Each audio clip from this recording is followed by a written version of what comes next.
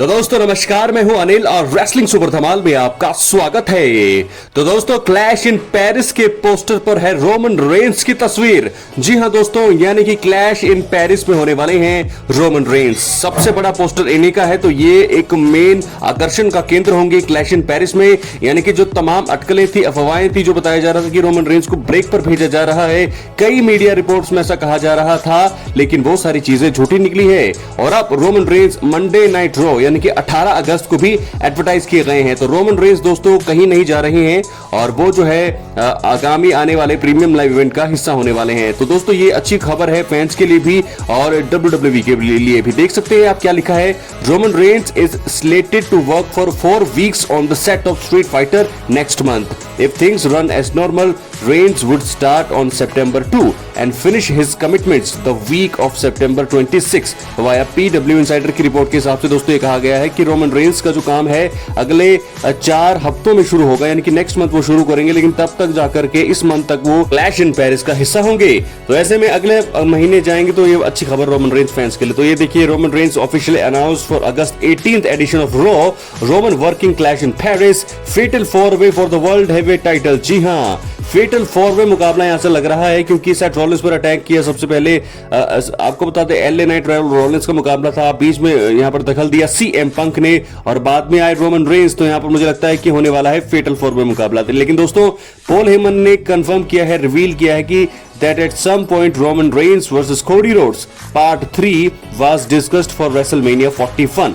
दोस्तों Paul Heyman ने बताया है कि रोमन रेंस और कोडी रोड्स के बीच रेसलमेनिया 41 में पार्ट 3 के लिए भी यहां पर कंफर्म किया गया था, डिस्कस किया गया था, क्योंकि उस समय कोडी रोड्स तो चैंपियन थे लेकिन उस समय जॉन सीना जरूर वहां पर थे। तो ऐसे में कोडी रोड्स और रोमन रेंस हमें लगातार 3 साल देखने को मिलता, लेकिन ऐसा नहीं हो पाया किसी न किसी वजह से। तो ये रिवील किया है पॉल हेमन ने। लेकिन दोस्तों ऐसा नहीं है कि ये अब तीसरी बार नहीं भिड़ेंगे। रोमन रेंस WWE में है, कोडी रोड्स इस समय चैंपियन बन चुके हैं दोबारा। तो मुझे लगता है कि तीसरी बार जरूर ये होने वाले हैं आमने सामने। क्या पता रेसलमेनिया 42 यानी कि अगले साल ही हमें ये देखने को मिल जाए। तो अनडिस्प्यूटेड चैंपियनशिप के लिए मुझे लगता है कि ये रीमैच जरूर होगा और कोडी रोड्स के सामने ही जाएंगे रोमन रेंस। तो दोस्तों बात कर लेते हैं ऑस्टिन थ्योरी की।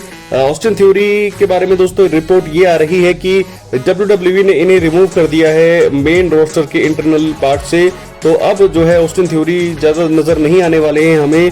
तो दोस्तों ऐसे में एक अच्छा टैलेंट था ऑस्टिन थ्योरी, अच्छी फिजिक थी इनकी, लेकिन अब इन्हें भी मुझे लगता है कि अच्छी बुकिंग नहीं मिल रही है। और ऑस्टिन थ्योरी जैसा अच्छा टैलेंट है, एक अच्छा हील का किरदार ये निभाते थे, रॉक के सामने इनका सेगमेंट अच्छा था, लेकिन अब WWE ने उन्हें रिमूव कर दिया है। तो दोस्तों क्या है आपकी राय, अपनी कमेंट बॉक्स में जरूर दें और अगर आप चैनल पर नए हैं सब्सक्राइब करने के बाद ऑल पर क्लिक जरूर करें। तो चलिए दोस्तों बात कर लेते हैं ब्रॉक लेसनर के रिटर्न की। आपको बता दें कि ट्रिपल एच ने मेंशन किया है, ट्रिपल एच ने बताया है कि ब्रॉक लेसनर के रिटर्न पर उनका क्या कहना है, क्या रिएक्शन है, ये देखते हैं। Triple H addresses Brock Lesnar's return, whatever the hell he wants. Brock Lesnar sort of does what he wants to do. So we are thrilled to have the beast back.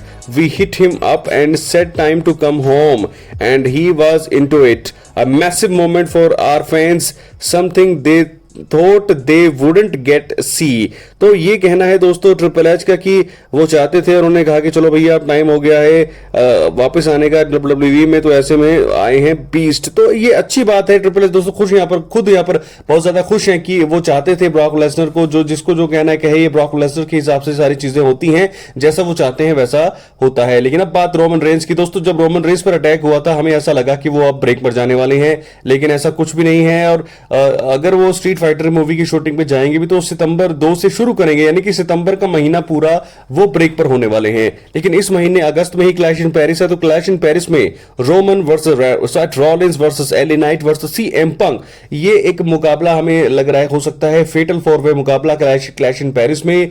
तो यहां पर दोस्तों क्या Seth Rollins title हारेंगे? मुझे लगता है नहीं हारेंगे, क्योंकि अभी अभी ही वो टाइटल जीते हैं। तो एकदम से मुझे नहीं लगता कि रोमन रेंस की जीत होगी या एलए नाइट बनेंगे नए चैंपियन या सीएम पंक को मौका दिया जाएगा, क्योंकि अभी अभी है जो है सेथ रॉलिंस बने हैं वर्ल्ड हैवीवेट चैंपियन। तो रोमन रेंस ने जरूर यहां पर आए हैं, जरूर उन्होंने अपना इंटरेस्ट दिखाया है इस वर्ल्ड चैंपियनशिप मैच के लिए, लेकिन सेथ रॉलिंस के फैक्शन से तो उनका पंगा था। और ब्रॉन्सन रीड लगातार उनके जूते चुरा रहे हैं। तो ब्रॉन्सन रीड के लिए भी मुझे लगता है कि वो आने वाले हैं। और 18 अगस्त को वैसे भी वो रो के शो के लिए एडवर्टाइज हैं। क्लैश इन पेरिस 2025 में का कमाल का बड़ा पोस्टर रोमन रेंस का है।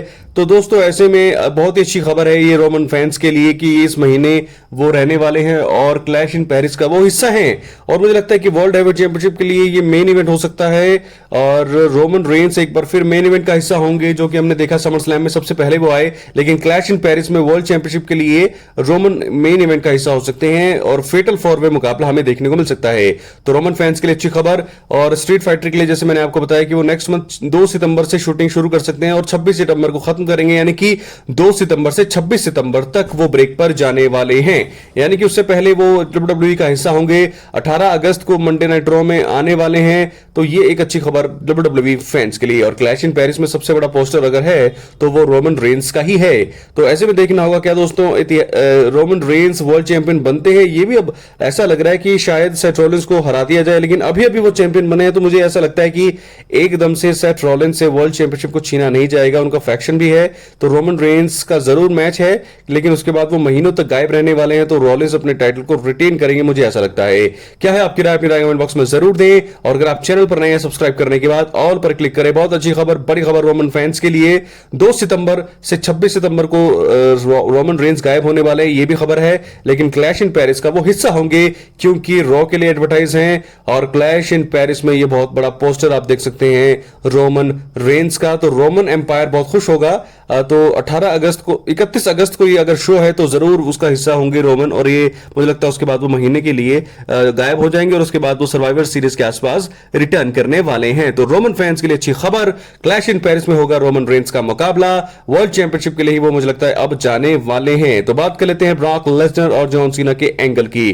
दोस्तों आपको बता दें कि फिलहाल ट्रिपल एच ने बता दिया है कि वो चाहते हैं, कंट्रोवर्सी से उन्हें फर्क नहीं पड़ता, वो चाहते थे बीस्ट को WWE में आने के लिए और वो आ गए हैं। और अब जाकर के ब्रॉक वर्सेस सीना मुकाबला होने वाला है क्लैश इन पेरिस में। क्या यहां पर कौन जीतेगा, सबसे बड़ी खबर यही है। लेकिन क्या ये मुकाबला कैसा होगा? स्टिपुलेशन मुकाबला तो जरूर है। क्या ये स्टील केज मुकाबला होगा? क्या ये स्ट्रीट फाइटर मुकाबला होगा? कैसा मुकाबला होगा, देखने वाली बात होगी।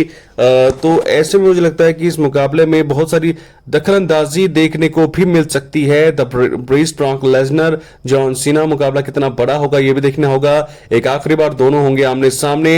जॉन सीना जीतेंगे या ब्रॉक लेसनर जीतेंगे कहना बहुत मुश्किल, लेकिन बहुत सारे कारणों से लगता है ऐसा भी है कि ब्रॉक लेसनर को जीत मिलनी चाहिए, क्योंकि बहुत टाइम बाद वो रिटर्न उन्होंने किया। अगर वो ब्रॉक हार जाएंगे तो उन्हें बहुत ही ज्यादा कमजोर दिखाया जाएगा। और कई कारणों से ऐसा भी लगता है कि जॉन सीना की भी जीत होनी चाहिए दोस्तों, क्योंकि जॉन सीना का फेयरवेल टूर चल रहा है। अभी अभी वो अनडिस्प्यूटेड चैंपियनशिप हारे हैं और एकदम से फिर उन्हें हार के लिए बुक किया जाएगा, तो वो कैसा फेयरवेल टूर है उनका।